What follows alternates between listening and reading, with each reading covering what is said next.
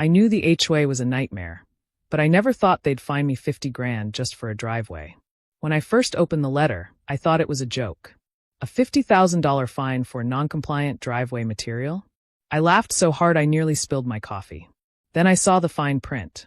Failure to pay within 30 days would result in legal action and possible foreclosure. That's when it hit me. This wasn't a joke. It was a full-blown declaration of war. It wasn't like I had installed a rocket launch pad in front of my house. It was just a simple, smooth concrete driveway. But according to the HOA, only approved paver stones were allowed, which just happened to be sold by Margaret Simmons Brothers Company.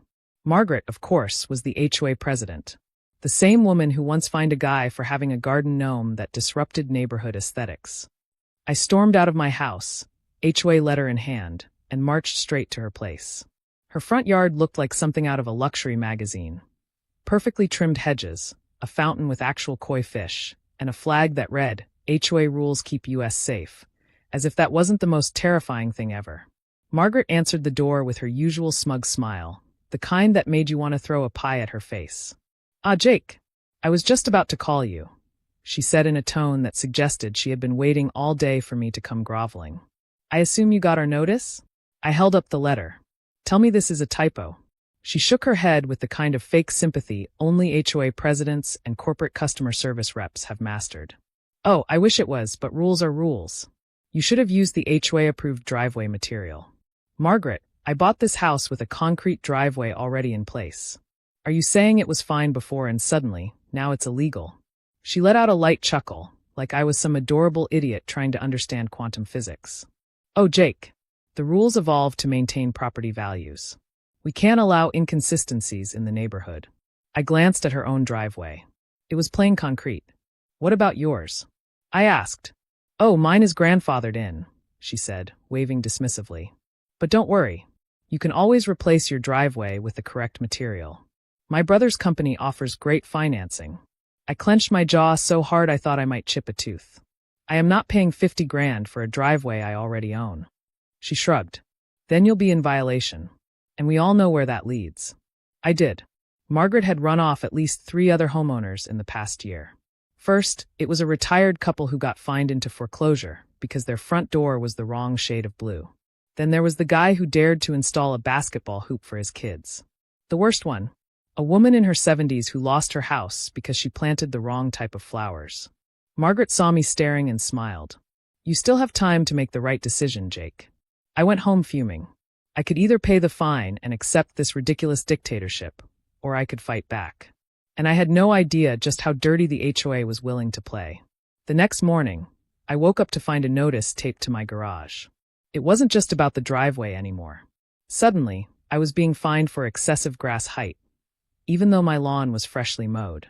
Then, 2 days later, another violation: improper trash placement. Every time I blinked, another fine appeared.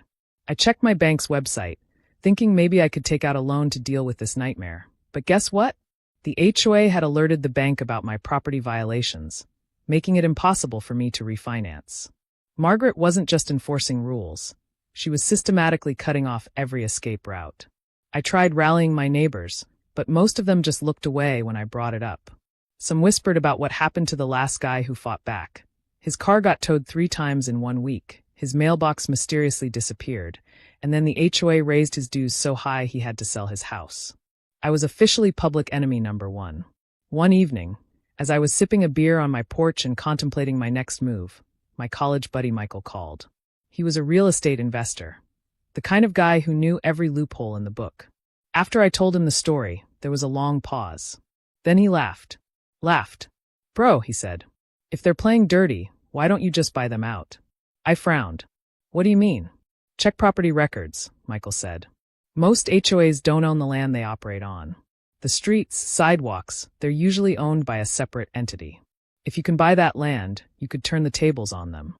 I thought he was crazy. But later that night, I poured myself another drink, logged into the county records, and started digging. And what I found changed everything. Margaret and her minions had been running the HOA like their personal kingdom, but the actual land under the HOA's jurisdiction, the streets, the sidewalks, even the common areas, was owned by a struggling development company that was deep in debt. And they were desperate to sell. The price? Less than my fine. I stared at the numbers, heart pounding. Margaret thought she had me cornered. She thought she could bully me, fine me into submission, and run me out of my own home. But she had no idea that I was about to buy the entire street out from under her. The moment I realized I could buy the land beneath the HOA, I felt something I hadn't in weeks: power. Real, tangible power. Margaret had been playing a rigged game, stacking the deck against me, but she never expected me to find a backdoor that led straight to the throne. I wasn't just going to fight back. I was going to win. But first I had to survive. The very next morning, I received another violation notice. This one was for an unauthorized mailbox. I stared at it in disbelief. My mailbox had been there for years, untouched, unbothered. Now, suddenly, it was a problem. I wasn't stupid. Margaret knew I was resisting, and this was her way of tightening the screws. Ignoring the notice, I decided to get some legal advice. I called up a local attorney, a no-nonsense guy named Phil who had handled HOA disputes before. When I explained my situation, he let out a heavy sigh, the kind that told me I wasn't the first person to get steamrolled by a power-hungry HOA. They've got the system in their pocket, he said. Most HOA bylaws are written to be deliberately vague. And the fines? They can pile them up so fast you drown before you even get to court. I didn't like where this was going. So what do I do? Can we fight them? Oh, we can fight, Phil said, but it won't be cheap. They'll stretch this out in court, and you'll spend more on legal fees than what they're fining you for. I leaned back in my chair, frustration mounting. So what's the alternative? Phil paused, then chuckled. Honestly? Move. I felt a flash of anger. That was exactly what Margaret wanted. I wasn't going to give her the satisfaction. Not an option, I said. What if I told you I found a way to buy the land under the HOA? The silence stretched long enough that I thought the call had dropped. Then Phil spoke, his tone shifting from tired resignation to something much more interested. You've got my attention. I laid it out for him. The property records. The struggling development company. The fact that the streets, sidewalks, and common areas weren't technically owned by the HOA, but by a private entity. And most importantly, the fact that this entity was willing to sell. Phil whistled. That's wow. That's a hell of a loophole. So if I do this, what happens? I asked. Do I get to make the rules? Oh, more than that, he said. If you own the land, you control access, which means you can revoke the HOA's authority over it. I felt a surge of excitement. So I could basically shut them down. If you play it right, he confirmed. But they won't go down easy. I already knew that. Margaret wasn't the type to roll over. If she even suspected what I was up to, she'd throw everything she had at stopping me. Which meant I had to move fast. The next hurdle was money. Even though the land was selling for less than my fine, it wasn't pocket change. I reached out to Michael, my real estate friend, and pitched him the idea. He was instantly on board. This is diabolical, he said, laughing. I love it. We worked out a deal. Michael would put up part of the money as an investment, and in return, we'd find a way to turn the land profitable later. Maybe charge the HOA a ridiculous fee just to use their own sidewalks. The possibilities were endless. With financing secured, I reached out to the development company and made an official offer. They were more than happy to offload the property. Within days, we were deep into negotiations. That's when the HOA struck back. I woke up one morning to find my car had been towed. Not for illegal parking. Not for blocking a driveway. But for violating neighborhood vehicle standards. When I demanded an explanation, I was told that the HOA had recently enacted a rule requiring all vehicles to be aesthetically in line with community values. Apparently, my perfectly normal, slightly dusty truck didn't make the cut. It was infuriating, but it was also confirmation. Margaret was getting nervous. She didn't know exactly what I was planning, but she knew I wasn't playing defense anymore. I got my truck back and kept pushing forward. Then came the court summons. The HOA was suing me for unpaid fines. The number had ballooned past $60,000, and they were demanding full payment, or my house. I showed up in court expecting some level of fairness, but the judge was practically best friends with Margaret. She sat there, wearing her signature smug expression, while her lawyer painted me as some kind of neighborhood anarchist. They had stacks of documents detailing my violations, carefully crafted to make me look like the worst homeowner in history. Phil did his best to argue, but the judge was already leaning in Margaret's favor. At the end of the hearing, he ruled that I had 30 days to pay in full. If I didn't, The HOA had the right to place a lien on my property and start foreclosure proceedings. As we walked out of the courthouse, I turned to Phil. How bad is this? He exhaled sharply. It's bad. I clenched my fists. We're still going through with the land purchase. Phil gave me a sideways glance. You sure? They're coming at you with everything they've got. Yeah, I said. And they have no idea what's coming for them. A week later, the land purchase went through. I signed the final documents and officially became the owner of the entire street the HOA controlled. The sidewalks, the roads, the common areas, all of it was mine. Margaret still had no clue. I didn't announce it right away. I wanted her to think she'd won. Let her bask in her little victory, believing she had finally beaten me. But behind the scenes, I was preparing the biggest revenge move of all time. The night before the next HOA meeting, I got everything in place. The final documents were filed. The necessary notices were drafted. And most importantly, I had the legal backing to completely flip the script on the HOA. Margaret was about to find out that the man she had been trying to crush under HOA fines now owned her entire kingdom. And the look on her face when she realized it? It would be worth every single penny. I sat on my porch the night before the HOA meeting, sipping a beer and watching the neighborhood in silence. It was funny how nothing had changed, yet everything had. The street looked the same, the houses stood in their neat little rows, but I owned it now. Every sidewalk, every inch of road, every flower bed in the so-called common areas now belonged to me. Margaret and her little HOA minions were about to walk into a nightmare of their own making. And they had no idea. The next morning, I dressed casually, threw on my usual jeans and a t-shirt, and strolled down to the HOA's grand monthly meeting at the community clubhouse. I had never bothered to attend one before because, honestly, sitting in a room with a bunch of power-hungry suburbanites arguing over mailbox colors sounded like hell. But today was different. Today, I was the power. The moment I walked in, I felt every eye on me. Some of my neighbors glanced over with curiosity, others with pity. They all knew the HOA was gunning for me, and most assumed this was my last stand before I got steamrolled. Margaret sat at the head of the long table, her usual smug expression plastered across her face. Her loyal henchmen, including her VP, a weaselly little man named Todd, sat on either side of her, already rifling through stacks of paperwork, preparing to formally bury me in violations. I took a seat near the back, arms crossed, waiting. Margaret cleared her throat and began the meeting in her usual condescending tone. Before we begin today's regular business, we need to address an urgent matter. One of our homeowners has repeatedly violated HOA regulations and refused to comply with the necessary fines. Everyone turned toward me. The way she said homeowner made it sound like she was talking about a criminal on trial. She continued, flipping through her neatly organized folder of doom. Jake Carter, your continued refusal to adhere to community guidelines has left us with no choice. As of today, your unpaid violations amount to $63,000. If this balance is not settled within 10 days, we will be moving forward with foreclosure proceedings. A murmur spread through the room. Some of my neighbors looked uncomfortable, probably realizing that if they could do this to me, they could do it to anyone. Others, the ones who worshipped the HOA like it was a sacred institution, nodded in approval. I smiled, a slow, deliberate smile that made Margaret hesitate for just a fraction of a second. I leaned forward. That's interesting, I said. Because as of yesterday, I don't think you'll be able to do that. Margaret blinked. Excuse me? I pulled out a manila folder of my own, the official paperwork from the county office. I stood up and walked to the front of the room, casually setting it on the table in front of her. I bought the street, I said.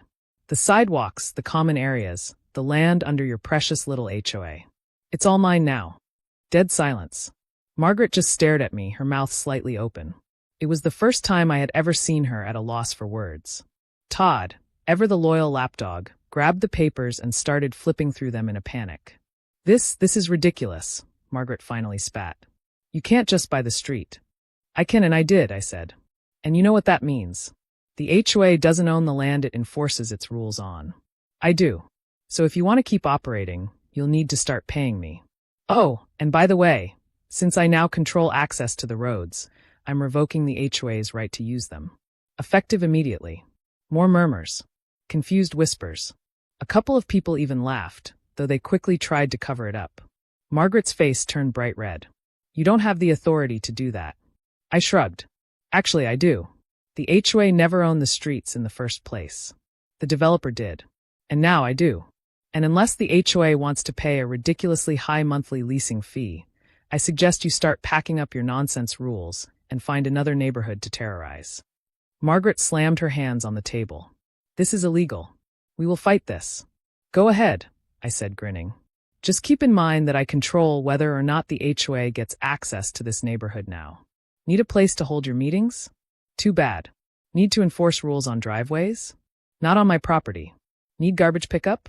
Well, you might want to start investing in some trash bags because the city requires my permission for waste removal trucks to use these roads. The realization dawned on her face. Pure, unfiltered horror. She had spent years using ridiculous technicalities to fine people into submission, and now she was on the other side of the table. For the first time ever, she was powerless. One of the board members, a frail-looking man named Howard, raised a shaky hand. What exactly do you want? I smiled wider. Glad you asked, Howard. I have a few demands. 1. Erase all of my fines immediately. 2. Reimburse every single homeowner you've ever extorted with these ridiculous rules. And 3. Dissolve this entire joke of an HOA. Margaret's nostrils flared. You're insane if you think we'll do that. Then you're welcome to keep fighting, I said, crossing my arms. But you'll be fighting from outside the neighborhood. Because as of this moment, HOA members are trespassing on my property. And if you don't leave within the next 10 minutes, I'm calling the cops. That did it. Margaret shot up from her chair, sputtering with rage, but her own board members were already turning on her. Todd was frantically whispering to her, clearly seeing the writing on the wall. Howard stood up, nodding slowly. This is over, he muttered. Margaret turned on him. You can't be serious. Howard looked tired. We can't fight this, Margaret. Not without the roads. Not without legal access to the neighborhood. He's won. More whispers. Neighbors exchanging looks. Some of them smiling for the first time in a long while. Margaret's face twisted in fury, but she knew. She knew I had beaten her at her own game. She stormed out of the clubhouse without another word. One by one, the rest of the HOA board followed, their reign officially over. I exhaled, taking in the moment. Then I turned to the rest of the neighborhood. Who wants to help me throw a block party? The moment Margaret stormed out of the clubhouse, the atmosphere in the room shifted completely. The fear that had once hung over the neighborhood like a dark cloud started to dissipate, replaced by something that felt suspiciously like relief. People exchanged glances, some in disbelief, others with poorly concealed smirks. It was as if they had all been waiting for this moment, but never dared to believe it would actually happen. I walked back to my seat, stretching my arms like I had just finished a workout. Well, I said, grinning, that was fun. A few chuckles rippled through the room, hesitant at first, then growing louder. One of my neighbors, a middle-aged guy named Greg, who had once been fined for leaving his garage door open for too long, shook his head in amazement. I can't believe you just did that, he said. I can't believe it worked, muttered his wife Lisa, who had been one of the quieter, more fearful residents under the HOA's rule. Does this mean it's really over? I leaned back, feeling a rare sense of satisfaction. If they're smart, yeah. But I wouldn't put it past Margaret to try something stupid. That thought lingered in my mind, even as I left the meeting. Margaret wasn't the type to admit defeat. I had humiliated her in front of everyone, and she wasn't the kind of person to let something like that go.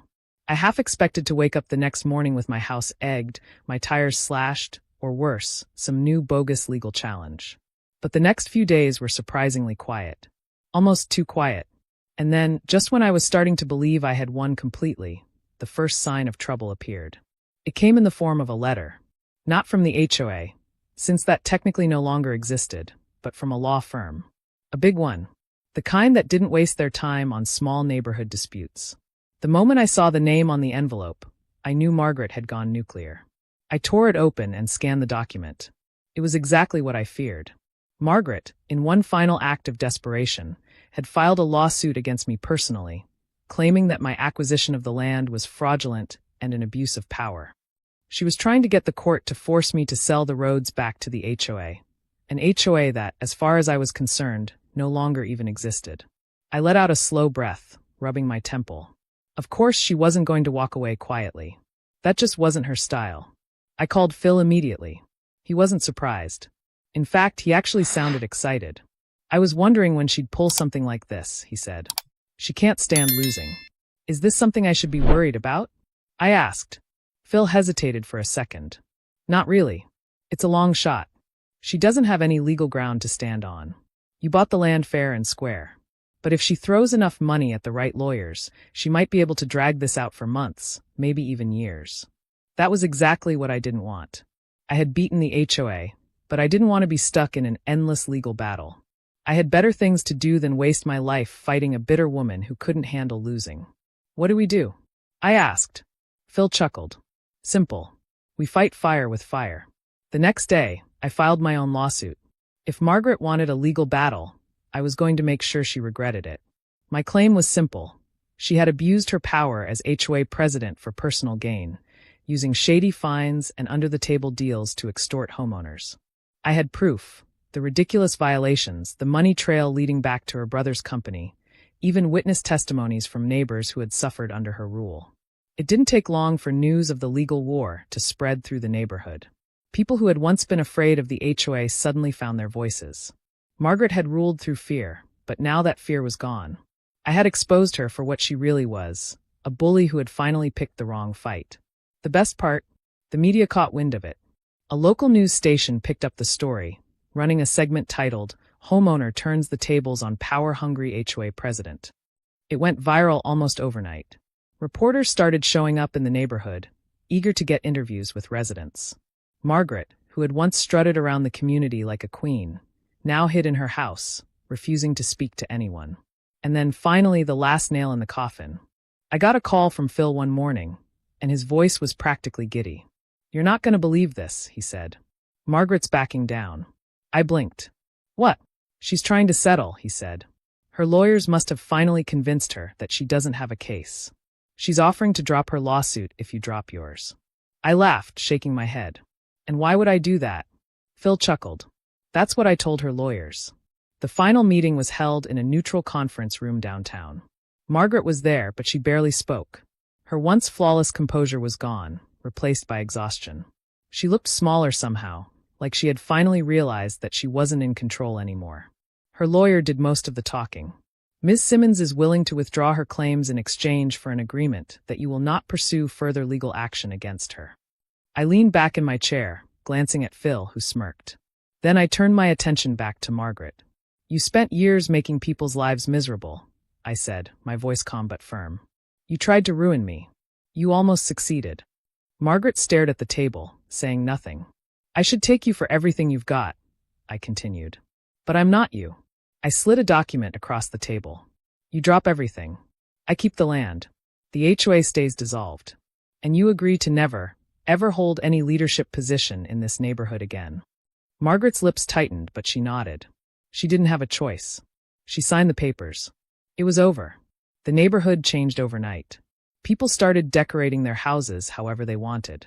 Greg finally put up the basketball hoop for his kids. Lisa planted a whole new garden without worrying about approved flower colors. The air just felt different, lighter, freer. And me? I threw a massive block party. Everyone came, even people who had never dared to go against the HOA before. Music blasted, kids ran through the streets, and for the first time in years, the neighborhood actually felt like a community. At some point, Greg walked over and clapped me on the back. "So, what's next?" he asked. I grinned. I was thinking about buying the street in the next neighborhood over. He laughed, but when he saw my face, he stopped. "Wait, you're serious?" I raised my beer and smirked. "Let's just say, I like keeping my options open." The block party was still going strong when I stepped away for a moment, just to take it all in. The street was alive with laughter, music, and the unmistakable hum of people finally feeling free. Kids were racing down the sidewalks on scooters, something that would have earned their parents an HOA violation just a week ago. Someone had even set up a massive barbecue grill in the middle of the street, the smell of burgers and ribs filling the air. For years, this neighborhood had been under a dictatorship, controlled by a group of power-hungry busybodies who cared more about the color of someone's mailbox than the people living behind it. But now, it was ours. No more fines. No more ridiculous rules. Just neighbors actually enjoying their homes, instead of tiptoeing around invisible landmines of HOA nonsense. Greg walked up to me, holding a beer in one hand and a plate of ribs in the other. I still can't believe you pulled this off, he said, shaking his head in admiration. I mean, buying the street? That was some next-level thinking. I smirked, taking a sip of my drink. Desperate times call for desperate measures. Margaret pushed me into a corner, so I figured I'd just remove the whole corner. Greg chuckled, but then his expression turned serious. You think she's really gone for good? I exhaled, glancing around. Margaret had kept a low profile ever since she had signed the settlement. No one had seen her outside, no more smug HOA emails, no more newly invented rules appearing in people's mailboxes overnight. She had finally lost, and I imagined it was eating her alive. I don't know, I admitted. People like her don't just let go. But without the HOA, she's got nothing left. Greg nodded slowly, then his eyes flickered to something behind me. Well, speak of the devil. I turned, and sure enough, Margaret was standing at the edge of the block party, watching from a distance. She wasn't in one of her usual pristine business casual outfits. Instead, she wore simple jeans and a t-shirt, her hair tied back. It was the first time I had ever seen her look normal. She didn't step forward. She didn't try to interrupt. She just watched. For a moment, I considered walking over to say something, maybe throw one last smug remark her way. But then I realized something. Margaret wasn't just standing there out of bitterness. She looked lost. For years, she had defined herself by the power she held. She was the queen of the HOA, ruling over everyone with her iron fist of bureaucracy. And now, she was just another homeowner. No one feared her. No one cared about her approval. She wasn't the center of the neighborhood anymore. And without that, she had nothing left. She must have realized I was looking at her, because she quickly turned and walked away, disappearing down the street toward her house. I didn't chase after her. She had made her choice. The next morning, I woke up to a surprising development. A knock on my door brought me face to face with Howard, the former HOA board member who had been one of the first to turn on Margaret when everything fell apart.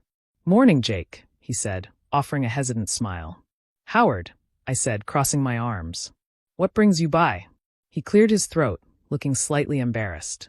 Well, a few of us have been talking. Now that the HOA is gone, some folks are worried about, structure. Keeping things organized, making sure the neighborhood stays nice. I raised an eyebrow. Are you asking me to start another HOA? Howard waved his hands quickly. No, nothing like that. More of a neighborhood committee. Just, to handle things like community events, maybe keep a shared fund for repairs on the street, things like that. Strictly voluntary. I stared at him for a long moment. It was ironic, really. The whole reason I had gone to war with the HOA was because it had started as something small and helpful and turned into a nightmare.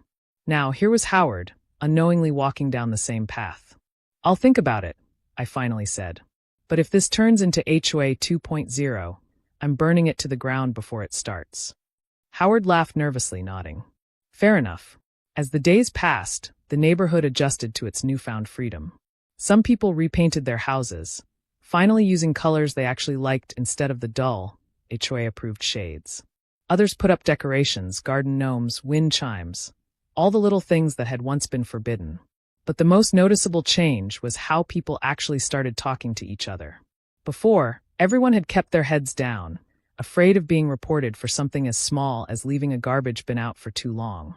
Now, neighbors stopped to chat, helped each other with yard work, shared tools, and looked out for one another. The fear was gone, and in its place, something better had grown. Then came the final twist. One afternoon, I got a call from Michael, my real estate buddy. Hey, remember when you joked about buying the street in the next neighborhood over? He said. I frowned. Yeah, why? Well, you might want to check the local listings, he said, amusement clear in his voice. Because there's another HOA-run street for sale, and I think you'll recognize the name. Curious, I pulled up the online real estate database. Sure enough, there it was. A different neighborhood, just a few blocks over, was now in the same situation mine had been in. The developers still technically owned the streets, and they were willing to sell. But the part that made me laugh the hardest? Margaret had moved there. I could already imagine the look on her face if I bought her new street, effectively putting her under my control. I grinned. Michael, I said, let's make an offer. The moment I saw the listing for the street in Margaret's new neighborhood, I knew exactly what I had to do. The thought of her trying to start over, probably already working her way into the HOA board over there, only to find out that I was now her landlord? It was too perfect to pass up. I called Michael back immediately and told him to put in the offer. Unlike last time, I didn't need to scramble for financing. Thanks to the settlement money and the fact that I had flipped my own street's ownership for a solid profit, I had enough cash to move fast. Within days, I had secured the purchase, and just like that, Margaret's nightmare was back. I didn't make any official announcements. No emails, no community meetings, no dramatic confrontations. I wanted her to discover it the way I had discovered my fine for the driveway. Slowly, painfully, and completely out of her control. It only took about a week. One morning, my phone buzzed with a message from an unknown number. I didn't need to see the name to know who it was. "You have got to be kidding me." I smirked, texting back a simple response. "Welcome home, Margaret." Less than an hour later, she was at my doorstep. She didn't even knock, just stood there, arms crossed, fuming. "This is harassment," she snapped the moment I opened the door. "Harassment?" I echoed, feigning confusion. "I just bought some property. Isn't that the American dream?" "You didn't buy some property," she spat. "You bought the entire street I live on just to mess with me." I tilted my head, pretending to think about it. You know, it's funny. When the HOA fined me into oblivion for a driveway I already had, I was told rules are rules. But when the rules don't work in your favor, suddenly it's a problem? Margaret's face was practically twitching. "You can't do this." "I can, and I did," I said with a shrug. "And let's be honest, Margaret, I think we both know what happens next. You're probably already trying to squeeze your way onto that HOA board, making up new rules, maybe even working on some ridiculous new fines. But here's the thing, none of that matters now. Because I own the street." Her lips pressed into a thin line, but she didn't argue. She knew I was right. I leaned against the doorframe, enjoying every second of this. "So, I figured I'd make things easy for you this time. I won't be unreasonable. Just a small monthly access fee for anyone who wants to use the road." Margaret let out a sharp, humorless laugh. "You can't charge people for using public roads." I grinned. "These aren't public roads. They're private. My private roads. Just like last time." Her face turned an impressive shade of red. "Oh, and before you try any legal loopholes," I continued, "I had my lawyer draft everything airtight this time. No lawsuits. No complaints. Just simple business. If people want to keep using the road, they pay. If not, well, I guess they can try building their own street." For the first time in our long war, Margaret had nothing to say. I almost felt bad for her. Almost. Instead of arguing, she spun on her heel and stormed back down the driveway. I watched her leave, knowing this wasn't the last I'd hear from her. Sure enough, the very next day, I started getting emails from residents of her new neighborhood. Some were furious, others confused, but most of them wanted to know one thing. Was I another HOA nightmare? I reassured them that I had zero interest in running an HOA. All I wanted was to be paid for the land I legally owned. A few residents fought back, of course. There were always people who couldn't handle change, even when it was fair. But something interesting started to happen. A lot of them didn't actually like the HOA. As word spread about how I had taken down Margaret in our old neighborhood, people started reaching out. A few even wanted to know how they could dissolve their own HOA now that they realized they'd been paying a pointless organization while a private owner actually owned the land beneath them. Within 2 months, Margaret's new HOA was collapsing from the inside. The board was in chaos, residents were questioning where their dues had been going, and the rules they had once accepted as law were now under intense scrutiny. It was poetic. Margaret wasn't just losing power. She was losing it the exact same way she had built it, through fine print, loopholes, and sheer, stubborn persistence. Then the inevitable happened. One day, a for sale sign appeared in Margaret's yard. I couldn't help myself. I walked over just as she was loading a box into her car. "You running away?" I asked casually. She shot me a glare that could have melted steel. "I'm moving to a place with a real HOA. A real community." I grinned. "You mean a place where you can be in charge?" She didn't answer. Just slammed her car door and drove off without another word. And just like that, she was gone. The aftermath was surprisingly peaceful. Without Margaret stirring up trouble, her old HOA crumbled. The people left behind in her neighborhood weren't particularly upset about my ownership of the street anymore. In fact, a few thanked me for stopping another dictatorship from forming. For the first time in years, I felt like I could just relax. No more HOA nonsense, no more legal battles, no more pointless fights. One evening, Greg and a few other neighbors from my original neighborhood came over for a beer. "So, what's next?" Greg asked, nudging me with a grin. I took a sip of my drink, pretending to think about it.